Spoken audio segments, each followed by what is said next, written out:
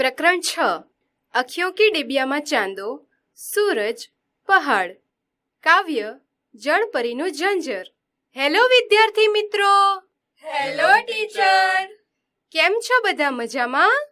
મજામાં। હું પણ મજામાં। તો બાળકો, તમે જળપરી વિશે કંઈક જાણવા માંગો છો? હા ટીચર, અમે જાણવા માંગીએ છીએ। ખૂબ જ સરસ। તો ચાલો આપણે સૌ મળીને જળપરીનું ઝંઝર વિશે સરસ મજાનું ગીત ગાઈએ। હા ટીચર। જળપરીનું ઝાંઝર તૂટ્યું, આલેલે આલેલે, જંગલમાંથી ઝરણું છૂટ્યું, આલેલે આલેલે, પાંખ જબોડી પંખી સરતા, ઝાડ ઉપરથી ફૂલો ઝરતા, ડુંગર પરથી ગીત વછૂટ્યું, આલેલે આલેલે, જળપરીનું ઝાંઝર તૂટ્યું, આલેલે આલેલે, જડે ભરી વાદળીઓ ઝૂકી, હવાઓએ વાંસળીઓ ફૂકી, ક્યાંથી આવું અચરજ ફૂટ્યું, આલેલે આલેલે, જળપરીનું ઝાંઝર તૂટ્યું, આલેલે આલેલે, તરણાને ન હોય હલીસા, હું તરું રે એમ હંમેશા, ભીનું ભીનું સમણું લૂટ્યું, આલેલે આલેલે, જંગલમાંથી ઝરણું છૂટ્યું, આલેલે આલેલે, આલેલે આલેલે, આલેલે આલેલે, આલેલે આલેલે। આ કાવ્યમાં કુદરતનું ખૂબ જ સરસ વર્ણન કરવામાં આવ્યું છે। જંગલ, ઝરણું, પાણીમાં પાંખ જબોડી ઉડતા પંખી, વૃક્ષો પરથી ખરતા ફૂલો, એવું લાગે જાણે ડુંગર પરથી ગીત વહી રહ્યું છે। વાદળો જળ ભરવા ઝૂકે છે। મંદ પવનનો અવાજ જાણે હવાએ વાંસળી ફૂંકી હોય એવો અચરજ એટલે કે નવાઈ લાગે છે। તરણું જેમ હલેસા વગર તરે છે તેમ હું પણ મસ્ત તરું છું।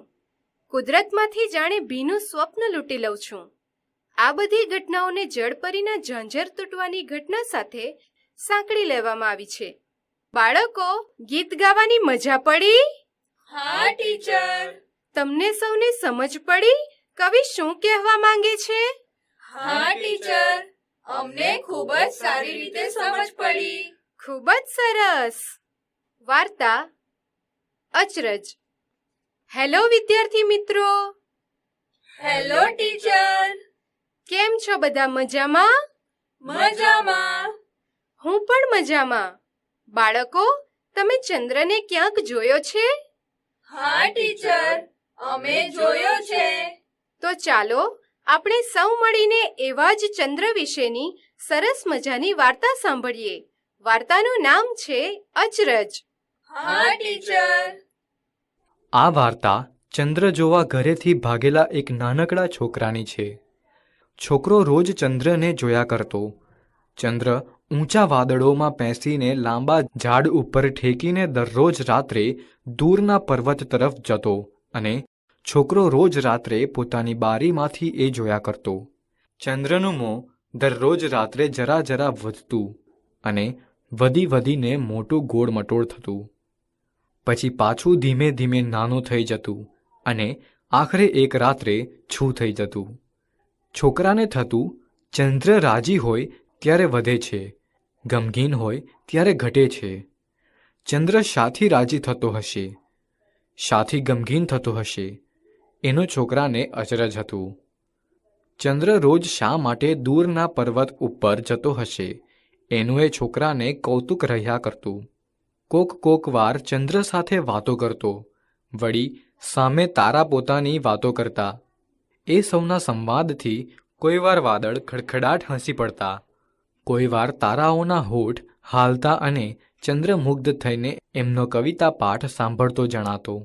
કોઈ વાર વાદળ પણ ચંદ્રની અડોઅડ ચાલતા અને દૂરના પર્વત ઉપર જઈ શ્વાસ ખાતા।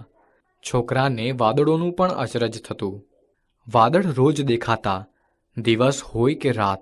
દિવસે સૂરજ એક પછી એક ડગલા ઉતારતો અને વાદળ સૂરજે ફેંકી દીધેલા રંગરંગીન ડગલા પહેરી આકાશના અરીસામાં જોતા, ઘેલા થઈને નાચતા, આકાર બદલતા।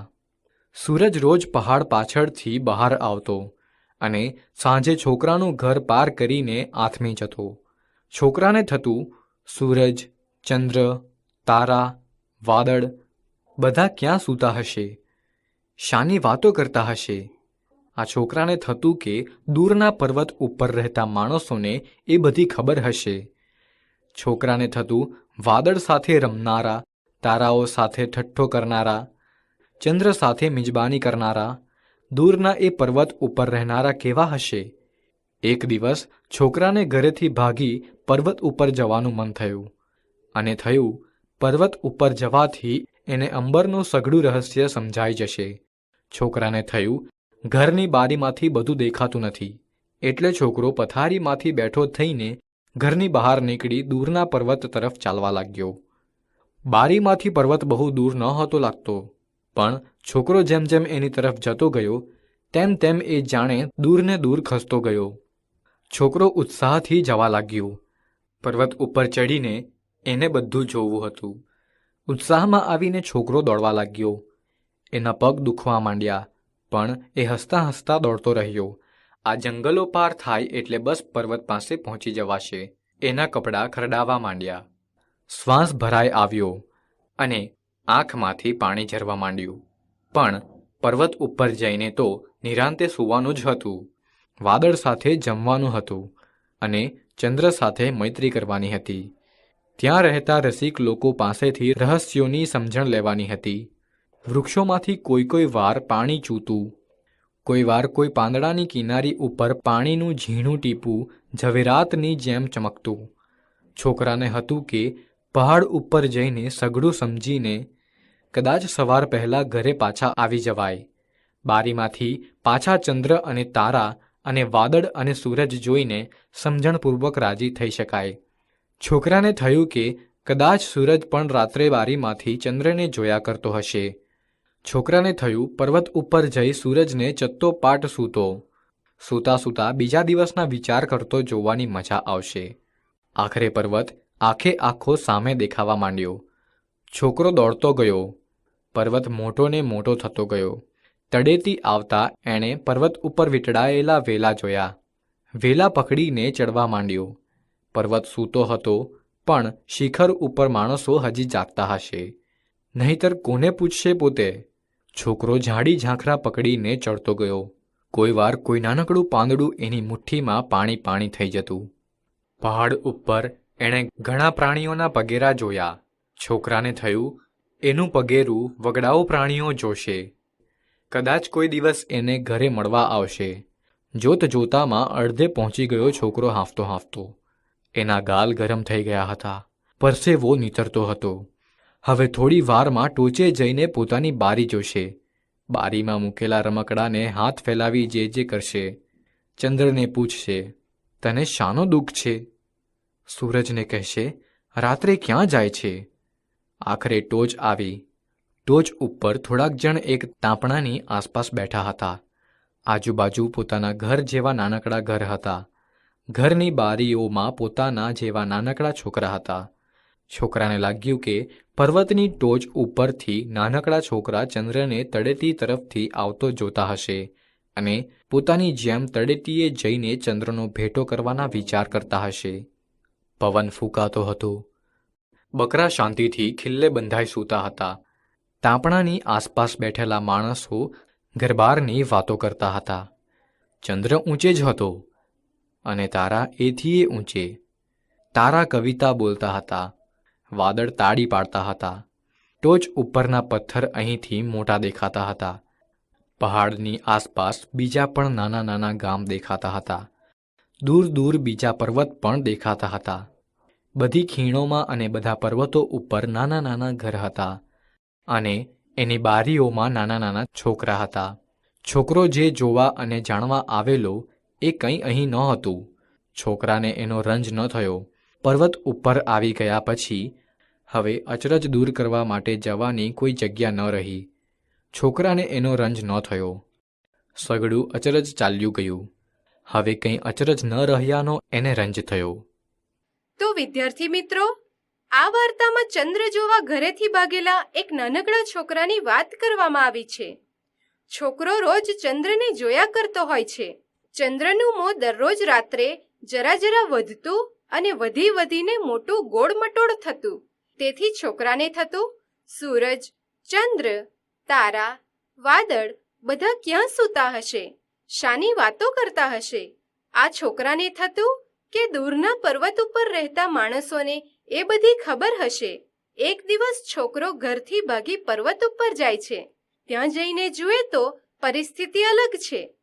તેના જેવા નાના બાળકો બારીમાંથી તળેટી તરફ અચરજથી જુએ છે અને ચંદ્ર, સૂરજ, તારાને શોધે છે. બાળમનનું અચરજ પતી જાય છે.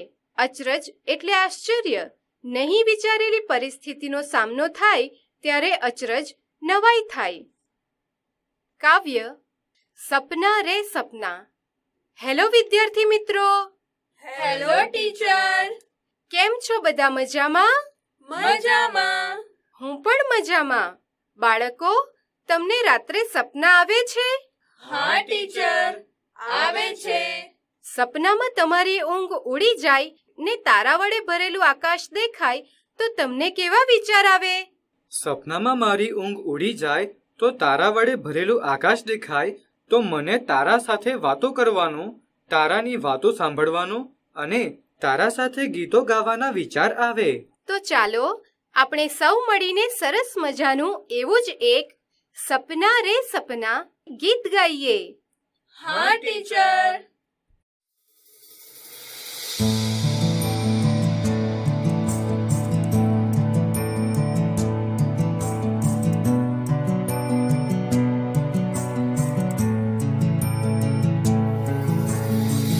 सपना रे सपना है कोई अपना, अखियों में आ भर जा,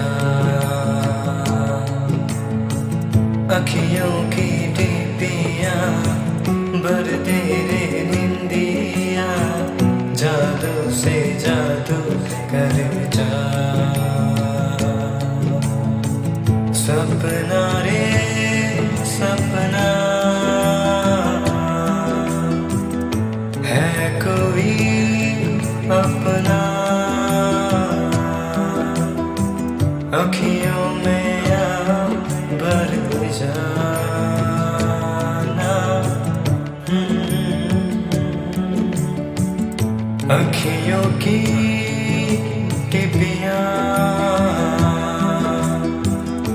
भर दे रे निंदिया, जादू से जादू कर जाना.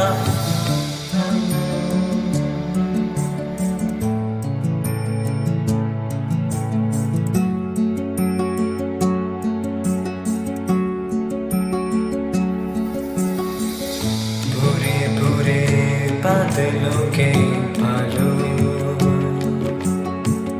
लोरियां सुनाए ला ला ला लो. भूरे भूरे बादलों के बालों लोरियां सुनाए ला ला लो. तारों के कंचों से रात भर खेलेंगे, सपनों में चंदा और तू. सपना रे सपना है कोई अपना, अखियों में आ भर जा, अखियों की टिपियाँ भर तेरे निंदिया, जादू से जादू कर जा.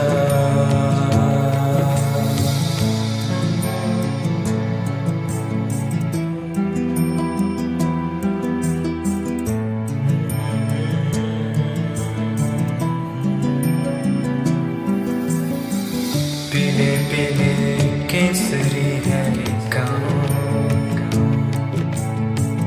गिली गिली चांदनी की छाँव. पीले पीले केसरी है गाँव, गिली गिली चांदनी की छाँव. बगुलों के जैसे डूबे हुए हैं रे पानी में सपनों के पाँव. सपना रे सपना है कोई अपना अखियों में आ भर जा अखियों की डिपियाँ भर दे रे निंदिया जादू से जादू कर जा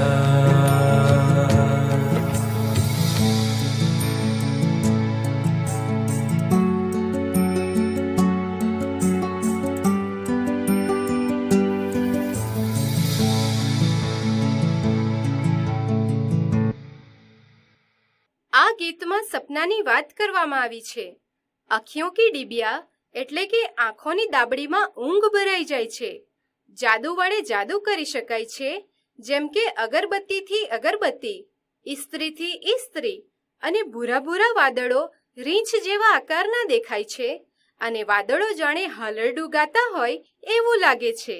તારો કે કંચોસે એટલે કે આખી રાત તારાની લખોટીથી રમે છે અને ગામ પીળા પીળા કેસરી રંગના દેખાય છે.